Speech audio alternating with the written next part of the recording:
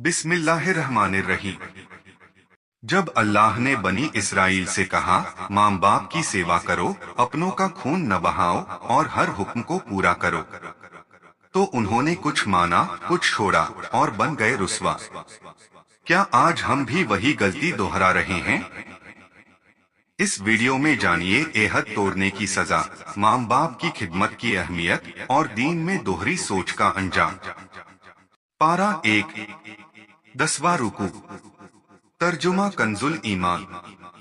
और जब हमने बनी इसराइल से एहद लिया कि अल्लाह के सिवा किसी को न पूजो और माँ बाप के साथ भलाई करो और रिश्तेदारों और यतीमों और मिस्कीनों से और लोगों से अच्छी बात कहो और नमाज कायम रखो और ज़कात दो, फिर तुम फिर गए, मगर तुम में के थोड़े और तुम मुंह फेरने वाले हो। और जब हमने तुमसे एहद लिया कि अपनों का खून न करना और अपनों को अपनी बस्तियों से न निकालना, फिर तुमने उसका इकरार किया और तुम गवाह हो।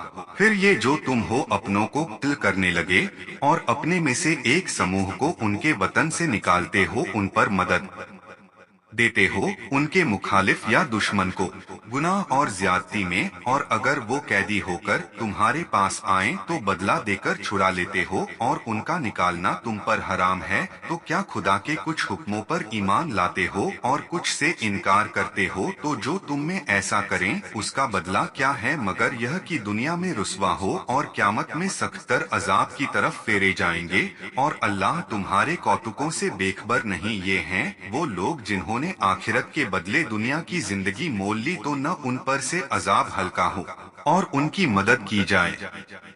पारा 1, सूरह बकर, 10वां रुकू। तफसीर खज़ाइनुल इरफान। अल्लाह ताला ने अपनी इबादत का हुक्म फरमाने के बाद माँ बाप के साथ भलाई करने का हुक्म दिया। इससे मालूम होता है कि माँ बाप की खिदमत बहुत जरूरी है। माँ बाप के साथ भलाई के ये मानी हैं कि ऐसी कोई बात न कहे और कोई ऐसा काम न करे जिससे उन्हें तकलीफ पहुँचे, और अपने शरीर और माल से उनकी खिदमत में कोई कसर न उठा रखे। जब उन्हें जरूरत हो उनके पास हाजिर रहे। अगर माँ बाप अपनी खिदमत के लिए नफल अतिरिक्त इबादत छोड़ने का हुक्म दें तो छोड़ दे, उनकी खिदमत नफल से बढ़कर है। जो काम वाजिब अनिवार्य है वो भी बाप के हुक्म से छोड़े नहीं जा सकते।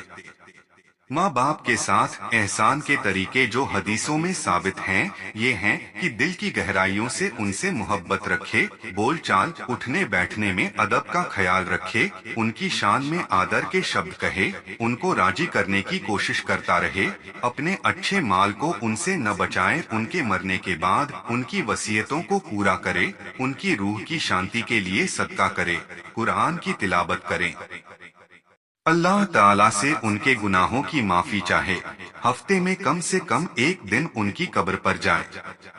माँ बाप के साथ भलाई करने में यह भी दाखिल है कि अगर वो गुनाहों के आदी हो या किसी बद मजहबी में गिरफ्तार हो तो उनको नरमी के साथ अच्छे रास्ते पर लाने की कोशिश करता रहे।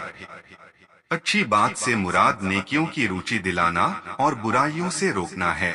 हजरत इब्ने अब्बास ने फरमाया कि मानिए हैं कि सैयदे आलम सल्लल्लाहु अलैहि वसल्लम की शान में सच बात कहो। अगर कोई पूछे तो हुजूर के कमालात और विशेषताएं सच्चाई के साथ बयान कर दो और आपके खूबियां मत छुपाओ। एहद के बाद जो ईमान ले आए हजरत अब्दुल्लाह बिन सलाम और उनके साथियों की तरह, तो उन्होंने एहद पूरा किया। और तुम्हारी कौम की आदत ही विरोध करना और एहद से फिर जाना है। तौरात में बनी इसराइल से एहद लिया गया था कि वो आपस में एक दूसरे को कत्ल न करें, वतन से न निकालें, और जो बनी इसराइल किसी की कैद में हो उसको माल देकर छुड़ा लें। इस पर उन्होंने इकरार भी किया, अपने नफ्स पर गवाह भी हुए, लेकिन कायम न रहे और इससे फिर गए। मदीने के आसपास यहूदियों के दो समुदाय बनी कुरैजा और बनी नुज़ैर रहा करते थे। मदीने के अंदर दो समुदाय औस और खजरज रहते थे। बनी कुरैजा औस के साथी थे और बनी नुज़ैर खजरज के, यानी हर एक कबीले ने अपने सहयोगी के साथ कसमा कसमी की थी कि अगर हम में से किसी पर कोई हमला करे तो दूसरा उसकी मदद करेगा। औस और खजरज आपस में लड़ते थे। बनी कुरैजा औस की और बनी नुज़ैर खजरज की मदद के लिए आते थे और सहयोगी के साथ होकर आपस में एक दूसरे पर तलवार चलाते थे। बनी कुरैजा बनी नुज़ैर को और वो बनी कुरैजा को कत्ल करते थे और उनके घर वीरान कर देते थे, उन्हें उनके रहने की जगहों से निकाल देते थे। लेकिन जब उनकी कौम के लोगों को उनके सहयोगी कैद करते थे तो वो उनको माल देकर छुड़ा लेते थे। जैसे अगर बनी नुज़ैर का कोई व्यक्ति औस के हाथों में गिरफ्तार होता तो बनी कुरैजा औस को माल देकर उसको छुड़ा लेते, जबकि अगर वही व्यक्ति लड़ाई के वक्त उनके निशाने पर आ जाता तो उसके मारने में हरगिज नहीं झिझकते। इस बात पर मलामत की जाती है कि जब तुमने अपनों का खून न बहाने और उनको बस्तियों से न निकालने और उनके कैदियों को छुड़ाने का एहद किया था, तो इसके क्या मानी कि कत्ल और खदेड़ने में तो झिझको नहीं और गिरफ्तार हो जाएं तो छुड़ाते फिरो। एहद में कुछ मानना और कुछ न मानना क्या मानी रखता है। जब तुम कत्ल और अत्याचार से न रुक सके तो तुमने एहद तोड़ दिया और हराम किया और उसको हलाल जानकर काफिर हो गए। इस आयत से मालूम हुआ कि जुल्म और हराम पर मदद करना भी हराम है। यह भी मालूम हुआ कि यकीनी हराम को हलाल जानना कुफ्र है। यह भी मालूम हुआ कि अल्लाह की किताब के एक हुक्म का न मानना भी सारी किताब का इनकार और कुफ्र है।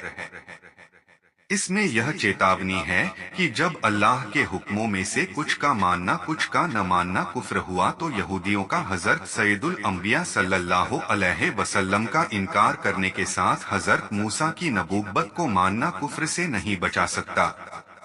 दुनिया में तो यह रूसबाई हुई कि बनी कुरैजा सन 3 हिजरी में मारे गए। एक दिन में उनके 700 आदमी कत्ल किए गए थे और बनी नुज़ैर इससे पहले ही वतन से निकाल दिए गए थे। सहयोगियों की खातिर अल्लाह के एहद के विरोध का यह वबाल था। इससे मालूम हुआ कि किसी की तरफदारी में दीन का विरोध करना आखिरत के अजाब के अलावा दुनिया में भी जिल्लत और रुसवाई का कारण होता है।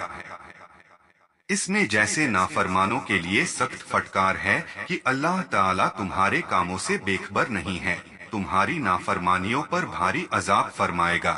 ऐसे ही ईमान वालों और नेक लोगों के लिए खुशखबरी है कि उन्हें अच्छे कामों का बेहतरीन इनाम मिलेगा। तफसीरे कबीर।